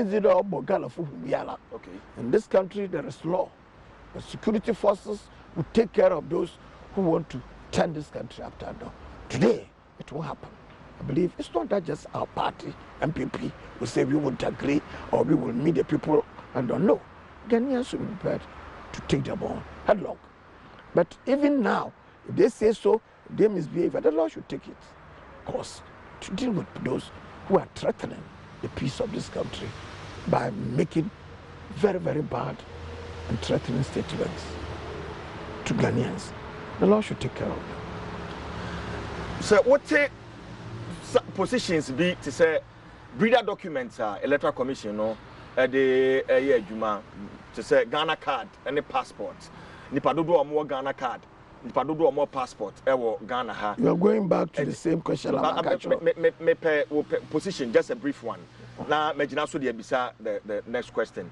So quite be so no about this franchise voters bebree because Ghana ha nipa bebree and more passport and a Ghana card. Of course, there's a third option now. Some people have decided to go to court over it. Like you are saying, there is the third option. About 2 or so people can vouch for you. Yeah. And it's the Electoral Commission's own regulations. And I believe it makes eminence. And we will agree to that. But those who disagree with that and think that some people who support their party for some strange reasons, that they are the only people who need this franchise. And for that reason, they will cut throats. And for that reason, they want blood to flow. They should go to court. Not that they should threaten. Blood should flow. That's all I can say. Many chairman Freddie Blay and Echeche and Komo Jumedi so now Yabeko Kakra account. Chairman, the position of the MPP and Sesai over the years, MPP has been at the front line for some of the changes and they enjoy Ghana Mami Kebi Amembu no Emu. The current constitution of the Electoral Commission and Juma or from your point of view as a chairman of the ruling party, moving into 2020 elections, GDA, Juma Electoral Commission or Babayim. It's a may you are okay, sure the Mowagidi, the Minuania again. Decisions are we taken so far. It's in the right direction. Not in all cases, but most of the things that they've said, I believe it's in the right direction and it's meant to, as it were, yield the best results for Ghana. And therefore, I don't have any complaint. And I don't believe, I'm not speaking only for myself, but I believe for the party, we are convinced that we are going the right way and that the election will be peaceful. It will still be the results that a lot of people, not only in Ghana, and when you know woman and you know, but to be there, Ghana's democracy, democracy, Papa. Okay, but you say what from the other side, the illegitimacy of the current president because of the outlook of voters registered at the 2016. Any issues are NDC for. I don't understand. That's what do you mean by that? You say legitimate president? What? Yes, because almost say it's currently MPP4 feels say the register is overstretched, is bloated per electoral commission. The same register and the two about Eddie and another Danko Akufo-Addo winning. Okay, sure. The music can catch. Although we're not totally satisfied with this election, we have come through. Although we think that still there were some few problems with it. Few problems. We went through. It means we stressed ourselves to make sure that things will happen the way. That's what happened. But doesn't mean that because of that, not Chile, young president or illegitimate, won by over 1 million votes. I don't understand that. They themselves admitted that they have won. So what's their problem? That argument that we used to do now. So what can one could say and Jamaica, and come on, send you, Jay. There's an argument for reasoning, it doesn't hold water. It doesn't hold any sway. Chama fe yambra fie na yemedi MPP mu nkomo kakra. Me gidi say 20th of this month and mabie kwan say primaries no ebe ko so bacho sanete 20th, yes. 20th. Bacho as a party ahombo na te say. Yere ahombo. Nche wanyim de nche by April 18th. Yeah. Nche primaries now wanyim the primaries I be around over the orphan constituencies. Now, car be me was sitting MPs and for challenge one. They go through near elections. Now, all because of COVID-19, the Trinity Sunny, the CCLA, President of the Republic, and the government of Nnawotwe Dankwa Akufo-Addo have relaxed because while we are at Mofia with the Nyamakakra steps away taken it makes it less risky in terms of gathering. It's also the Nyama we 100 people or less than that can now gather. So we decided on that to put in place certain what we refer to as protocols. Now they are to Yanaba.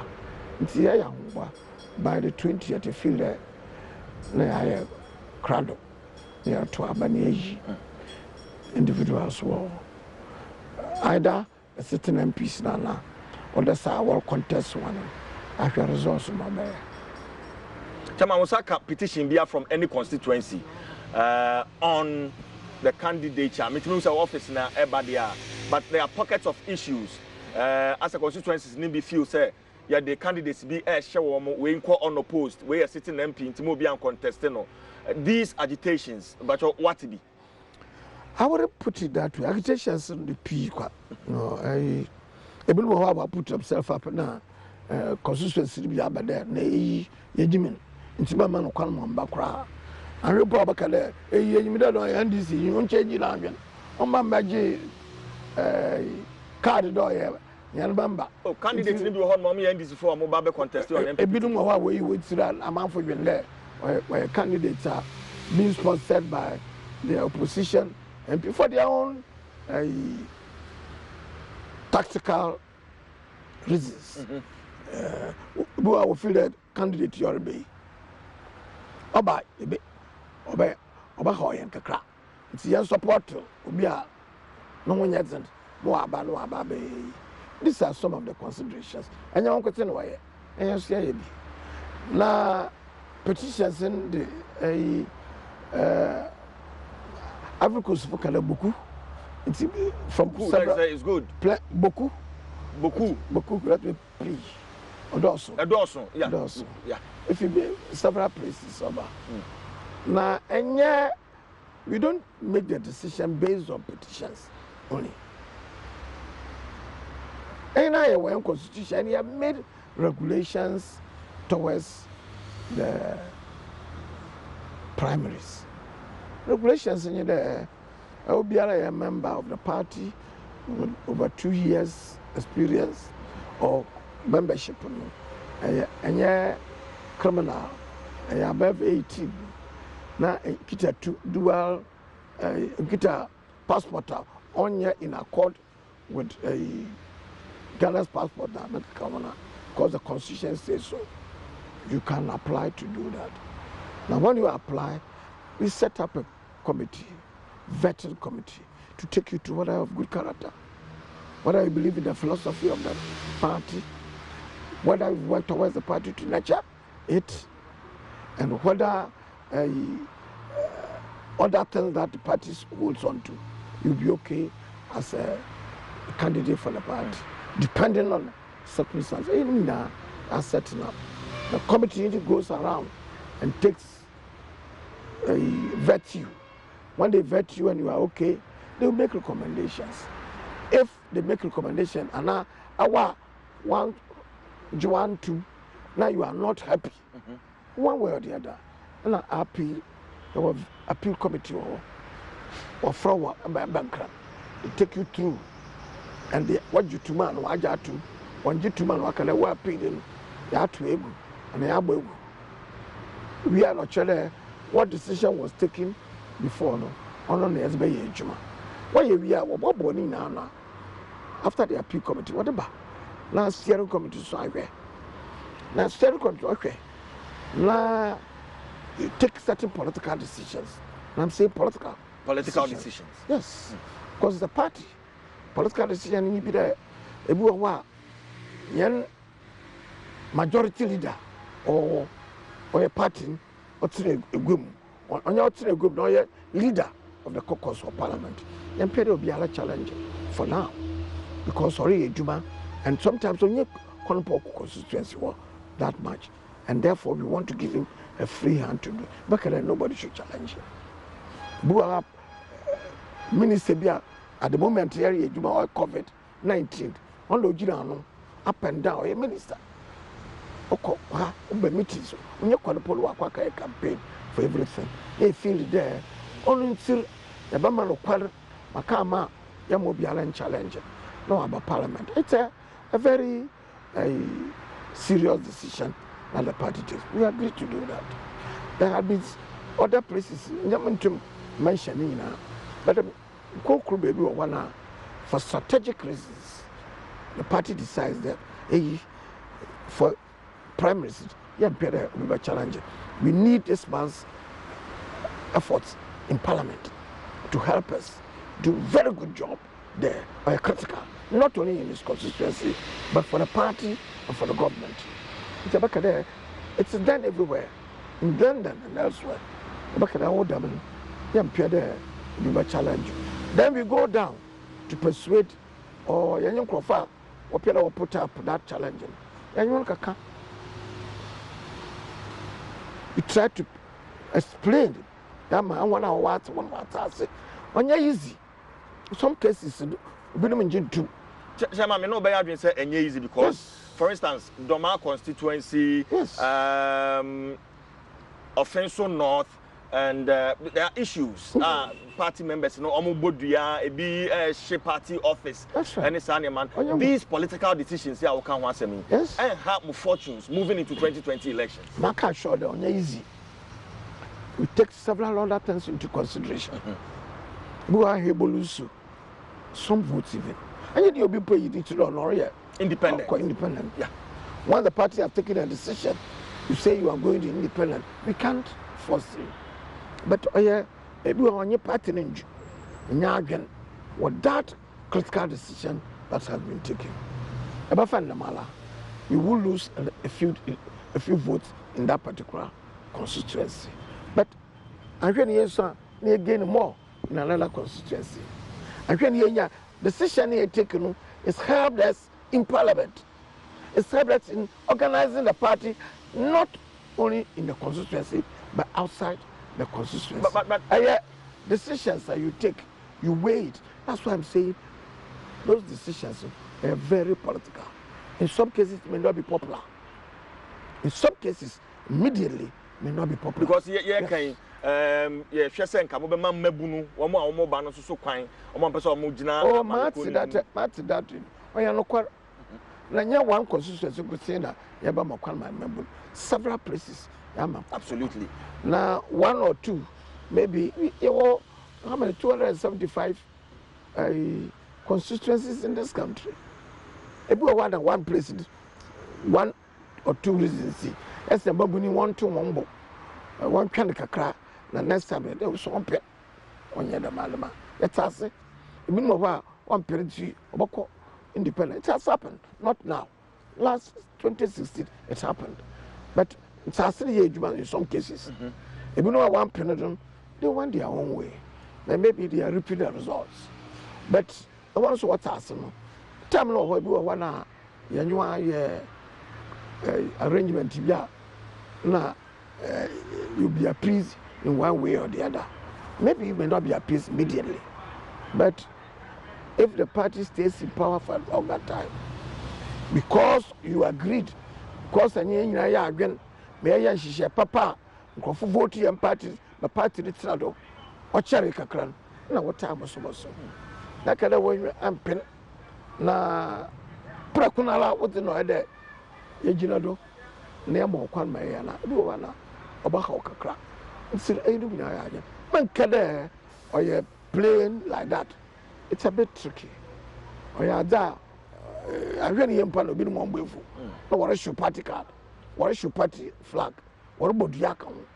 But you focus. You must be a bit open and accommodating of some of these things. That's exactly what we are doing. Adom TV na Nnawotwe Dwumadie Asuni and MNA Chairman Freddie Wasme Uble, National Chairman for the ruling New Patriotic Party. And I'm no Twetwe enkomo no ebia akabi we anima ye de ebro and I'm Adoma amaye kwan ewo nifie and no Twetwe enkomo na Nnawotwe Dwumadie eso live on Adom TV and Asempa 94.7 FM. Chairman, Party Noir Commission report to be into the percentage of your fortunes in the 2020 elections.